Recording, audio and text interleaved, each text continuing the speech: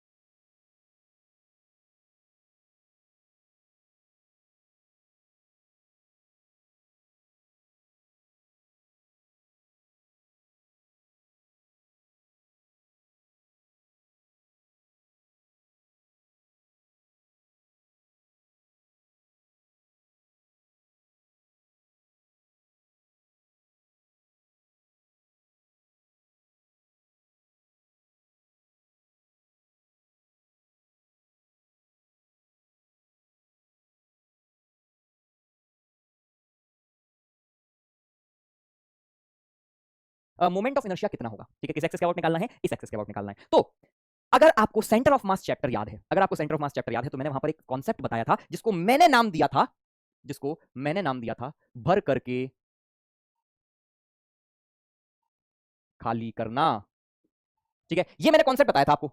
अगर नहीं याद है तो भाई देख लेना, ठीक है, कोई बात नहीं, बहुत आसान सा कॉन्सेप्ट है, भर करके खाली करना, कनेक्शन देकर के फ्यूज निकाल लेना, ठीक है, ये कॉन्सेप्ट था सर। इसमें क्या करते थे, मैंने कहा यार अगर ये पूरा का पूरा सॉलिड स्फीयर दिया होता तो मुझे बड़ा मजा आता, पूरा का पूरा सॉलिड स्फीयर दिया होता तो मैं झट से इस क्वेश्चन को सॉल्व कर लेता, ठीक है। परेशानी क्या थी सर, ये वाला बीच वाला पोर्शन खाली था, तो मैंने कोई बात नहीं, भर दे इसको, ठीक है। तो हमने इस बीच वाले पोर्शन में कुछ पॉजिटिव मास भर दिया, मैंने कहा भर दिया तो क्या बन जाएगा सर, ये पूरा मास बन जाएगा। लेकिन अब दिमाग में सर ऐसा कैसे कर सकते हैं, सर यहाँ तो खाली था। मैंने कहा हाँ, तो अगर तुमने यहाँ पर प्लस एम मास रखा है तो यहाँ पर तुम एक माइनस एम मास भी रखोगे, और अब उस माइनस एम का अलग मोमेंट ऑफ इनर्शिया निकाल दो, इसका मोमेंट ऑफ इनर्शिया नेगेटिव होगा, कितना होगा, -2/5 mr² होगा, ठीक है। और इसका क्या होगा सर, इसका प्लस में हो जाएगा, इसका मास छोटा सा प्लस एम और माइनस एम। अच्छा अब जरा देखिएगा, ठीक है, फाइंड मोमेंट ऑफ इनर्शिया इसका निकालना है। अब बचे हुए पोर्शन का मास कैपिटल एम दिया था, ठीक है, अब निकालना भी पड़ेगा आपको। स्मॉल एम तो आपने मन से माना है कि इसका छोटा प्लस एम, आपने क्या बोला सर यहाँ पर मैं प्लस एम मास रख देता हूँ और यहाँ पर मैं माइनस एम भी रख देता हूँ, तो इफेक्टिवली तो सर मैंने कुछ रखा नहीं, ठीक है। अब जरा ध्यान देना, इसका मास क्या हो जाएगा, इस बड़े स्फीयर का मास हो जाएगा कैपिटल एम, ठीक है, इसका मास हो जाएगा कैपिटल एम जो पहले था, प्लस जो आपका स्मॉल एम जो आपने मास अभी रखा है, तो दोनों ऐड करने पड़ेंगे। सर कैसे करेंगे, मैंने कहा अरे बड़ा आसान है यार, जरा ध्यान से देख, पूरा वॉल्यूम कितना है सर, पूरा वॉल्यूम 4/3 पाई आर क्यूब होता है। मैंने कहा पूरा वॉल्यूम है 4/3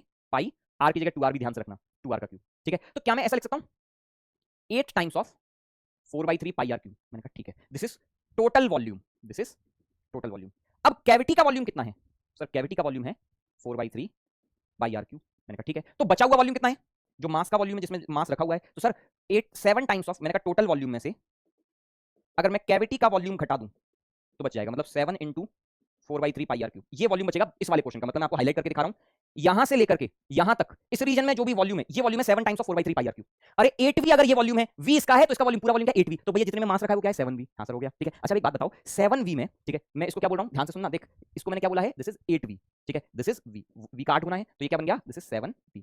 अगर 7v में m मास रखा हुआ है, ठीक है, तो v में कितना मास रखा होगा, m/7 होगा कि नहीं होगा। अगर 7v पूरा ये मास है, 7v में m मास रखा है तो v में कितना होगा m/7, और यही तो स्मॉल m की वैल्यू है रे, ठीक है। तो क्या हो जाएगा m प्लस m/7 यानी कि 8m/7, और ये क्या हो जाएगा 2/5 माइनस में m/7, तो आपने प्लस m/7 रखा है और माइनस m/7 रखा है, ठीक है, क्या ये बात समझ में आ गई। अब जरा देख इसका मोमेंट ऑफ इनर्शिया क्या होगा, तो इसका मोमेंट ऑफ इनर्शिया होगा 2/5 mr², तो ये क्या हो गया 8m/7 इंटू 2r²। फिर से पता है तू सिली मिस्टेक क्या करेगा, देख ये रेडियस क्या है 2r है, तुम क्या मान के चल जाओगे r, फिर बाद में जाके बोलोगे सर कैलकुलेशन मिस्टेक हो गई, सर कॉमन मिस्टेक कर दी, सर सिली मिस्टेक कर दी। थोड़ा सा अलर्ट रहना पड़ेगा बेटा, इस पूरे स्फीयर का रेडियस 2r है, अंदर वाली कैविटी का रेडियस r है, ठीक है। तो 2/5 इस पूरे स्फीयर का मास, तो इस पूरे स्फीयर का मास m नहीं है, m प्लस इसका कैविटी का मास भी रखा है, ठीक है, तो m प्लस स्मॉल m है, ठीक है, वो कितना है 8m/7 इंटू r²। क्या ये बात समझ में आ रही है, चल भाई, तो अब ये कितना हो गया 8 दूनी 16, ठीक है, 16 और चौक 16 चौक 64 64 और 7 पंजे 35 mr², ठीक है, this is total moment of inertia. इसमें कितना आया -2/35 mr², ठीक है, this is negative moment of inertia. Cavity का मोमेंट ऑफ इनर्शिया आ गया है, ठीक है, और टोटल मोमेंट ऑफ इनर्शिया आ गया है, ठीक है। तो मोमेंट ऑफ इनर्शिया का फॉर्मूला क्या होगा, टोटल मोमेंट ऑफ इनर्शिया में से अगर मैं कैविटी का मोमेंट ऑफ इनर्शिया घटा दूं तो क्या मिलेगा, मुझे मिल जाएगा। सर आप तो यहाँ पे प्लस कर रहे हो, क्यों, क्योंकि यहाँ पे मैंने माइनस लिख दिया है, ठीक है, नहीं तो माइनस माइनस करता तो फिर प्लस कर देता, इसीलिए से मैंने प्लस लिख दिया है, ठीक है। तो टोटल मोमेंट ऑफ इनर्शिया क्या है 64/35 mr² माइनस 2/35 mr², आंसर आ गया 62/35 mr², ठीक है। कई बार ऐसे सवाल पूछे जाते हैं जहां पर सिमेट्रिकल बॉडी में से कोई सामान हटा दिया जाता है और फिर उसके बाद मोमेंट ऑफ इनर्शिया पूछ लेता है, तो कुछ नहीं करना है, जो कैविटी हटाई है उसको भर दे, कौन सा क्या है, भर करके खाली करना, ठीक है, इस तरीके से आप निकालते हो।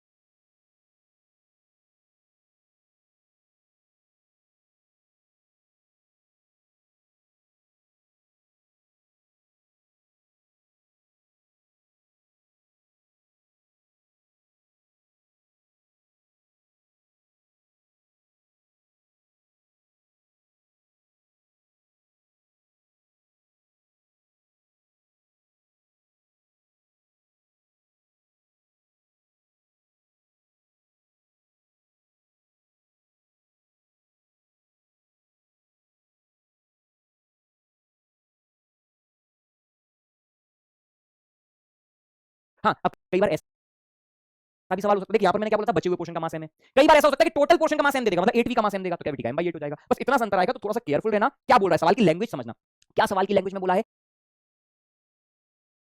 कि पूरे स्फीयर का मास m है, उसमें से कोई m/8 हटाया,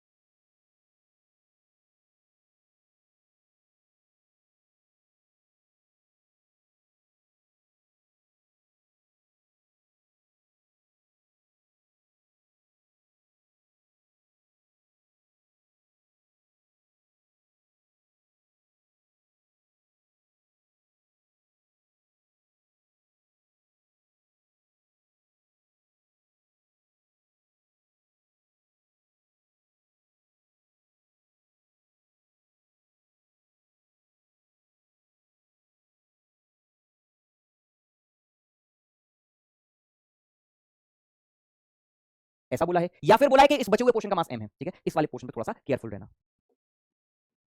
चलिए अगला सवाल देखिएगा क्या बोल रहे हैं आप। अच्छा ये अभी नहीं करना है ना, हाँ अब इस सवाल पे हम थोड़ी देर में आते हैं, ठीक है। अब आते हैं एक बहुत इंपॉर्टेंट थ्योरम पर, which is perpendicular axis theorem. Sir ये थ्योरम क्या बोलती है? तो भाई बड़ी सिंपल सी बात है, जरा समझिएगा, ठीक है। हमने अभी तक जब भी फॉर्मुलेस निकाले, मोमेंट ऑफ इनर्शिया की बात करूं, ठीक है, मैंने कंटिन्यूअस बॉडीज का moment of inertia her axis के अबाउट तो नहीं निकाला, कुछ पर्टिकुलर एक्सिस थी जिनके अबाउट मुझे मोमेंट ऑफ इनर्शिया पता है। मतलब क्या, आप जब भी फॉर्मुलेस देखोगे, आप जब भी फॉर्मुलेस, आपका मन जब भी करे उठा के देखोगे, आप याद करोगे, तो देख